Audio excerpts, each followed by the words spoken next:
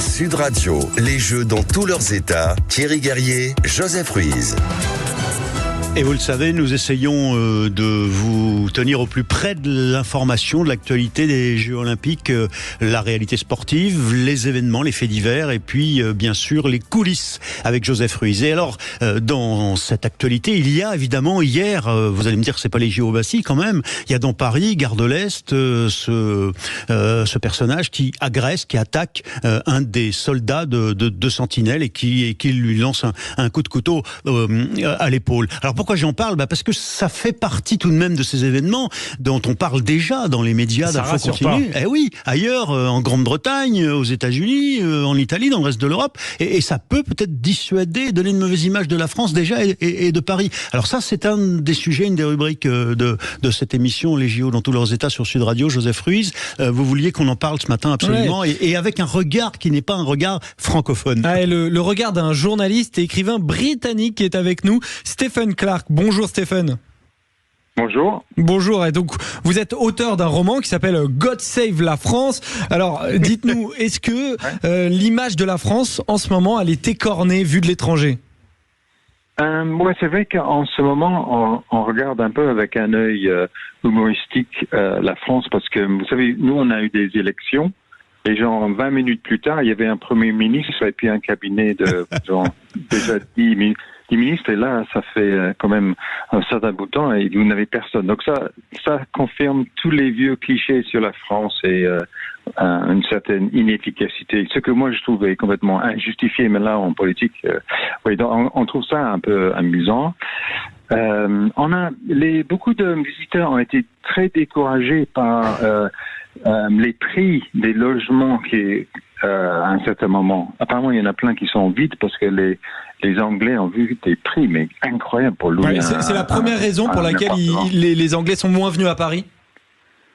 Oui, parce que c'est tellement cher et puis l'économie britannique ne va pas très bien en ce moment et donc pour les Anglais ça compte énormément, donc je pense que ça décourage les gens. Apparemment, les prix vont baisser là, mais les transports aussi, ça coûte une fortune. Oui, après, faut pouvoir en plus s'organiser. Donc, vous nous avez parlé d'une situation politique, d'une situation aussi financière. Est-ce que ce dont Thierry Guerrier vient de parler, c'est-à-dire cette attaque, notamment d'un militaire gare de l'Est hier, rentre aussi ça vous inquiète en cause ? Est-ce que ça inquiète vu de l'extérieur ? Oui, c'est vrai que chaque fois que moi j'habite à Paris, vous savez, donc chaque fois qu'une voiture est brûlée dans la grande banlieue nord de Paris, mes amis disent oh là là, comment ça va chez toi ? Et je dis mais c'est loin. Ou même quand il y a des grandes manifestations à Paris, on sait que les manifestations ont une route, un chemin. Et donc, il y a des émeutes à la fin, d'habitude. Mais c'est très localisé. Mais c'est vrai qu'à Paris, n'a pas une très bonne réputation parce que dans la presse étrangère, tout ce qui se passe comme ça, c'est comme si tout le pays était en flammes. Ouais, et cette mauvaise réputation, Stephen Clark, est-ce que elle est finalement assez récente, elle date de cette année, ou est-ce que il faut remonter un peu plus loin ? Est-ce que en gros l'image de la France est en train de s'écorner, ou on a toujours imaginé ça, une France où il y a des émeutes ?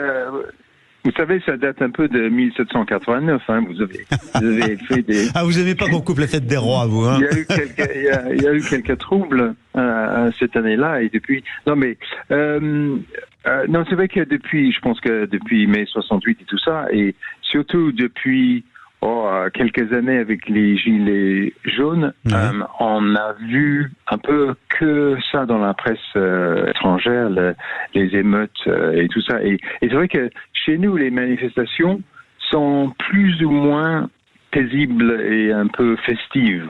Et il y a très rarement des émeutes à la fin. Et il nous arrive d'avoir des super graves émeutes, mais on semble les oublier plus vite que la France. Mais c'est vrai que vous savez, la vision de l'Arc de Triomphe avec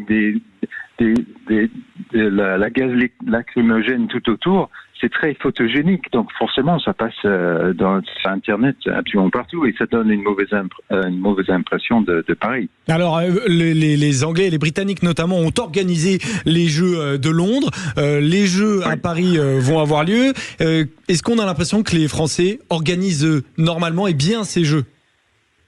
Oui, on sait que, par exemple, les Anglais ont été super impressionnés par la rapidité avec laquelle vous avez construit le Stade de France.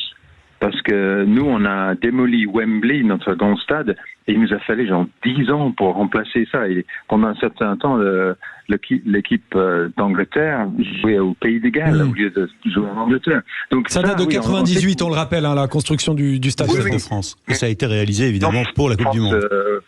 Est capable de construire des beaux bâtiments, d'organiser des grands événements. Mais il faut dire que la finale de Champions League où les fans de Liverpool ont été maltraités, c'était quand? C'était il y a 2 ans? Et la finale de la Ligue des Champions, c'était il y a 1 an et demi. 1 an et demi, oui. Ça a fait une très mauvaise réputation parce que ces fans de Liverpool de nos jours, c'est des gens c'est des familles entières qui ont voyagé à Paris pour voir cette finale. Et certains, on le rappelle, ont eu peur de mourir en étant devant ce Stade de France. Oui, les supporters anglais qui ont été mal reçus en France. Oui, et ça a été donné un peu une mauvaise impression. C'est pas digéré aussi, ça, en Grande-Bretagne?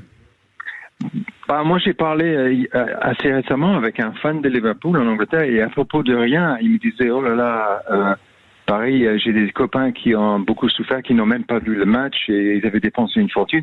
Donc, oui, ça n'a pas été digéré encore. Non, mais pour vous dire la vérité, Stephen Clark, j'avais eu le privilège, parce que je considère que c'est un privilège, de pouvoir aller assister au début des JO à Londres, et notamment dans le grand stade, d'assister à la cérémonie d'ouverture, dont je dois dire je m'étais dit, mais qu'est-ce que je les aime, c'est mes cousins, ils sont trop forts, quoi, la musique, leur culture, l'humour, la capacité à mettre en scène la reine. On a vraiment réconcilié la France et la Grande-Bretagne. Ah ouais, là, j'ai envie d'être anglais, quoi, d'être britannique. Bon, cela dit, l'idée, c'est de s'inspirer un peu de ce que vous avez réussi à faire. L'accueil, c'était formidablement souriant, d'ailleurs, à Londres, hein, de ce que vous avez réussi à faire à Londres pour Paris.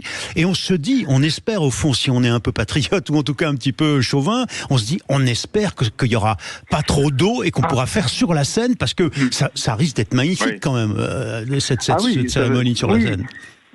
Oui, et c'est vrai que de nos jours, moi j'ai même des amis anglais qui viennent à Paris et ils disent, oh là là, chaque fois que j'essaie de pratiquer mon français, on me répond en anglais. Il y a toute une génération de Français maintenant qui sont super capables d'accueillir des touristes partout. Et je pense que l'accueil des Parisiens, de ceux qui travaillent au jeu, c'est sûr que ça va être super.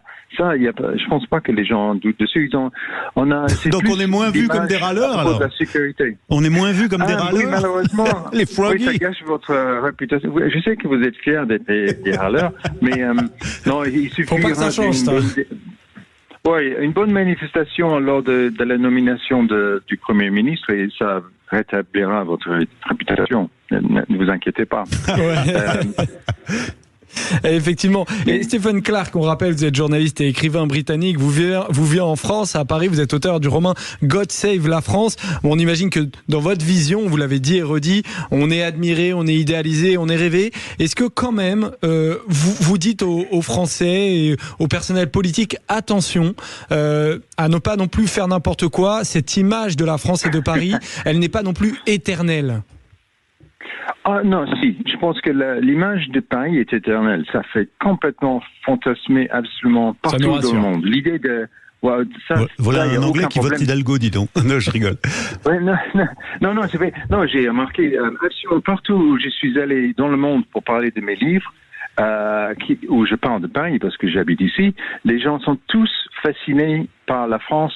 Et on rêve tous de savoir commander dans un restaurant français, de s'habiller comme des Français. Ça, il n'y a pas de problème. Mais...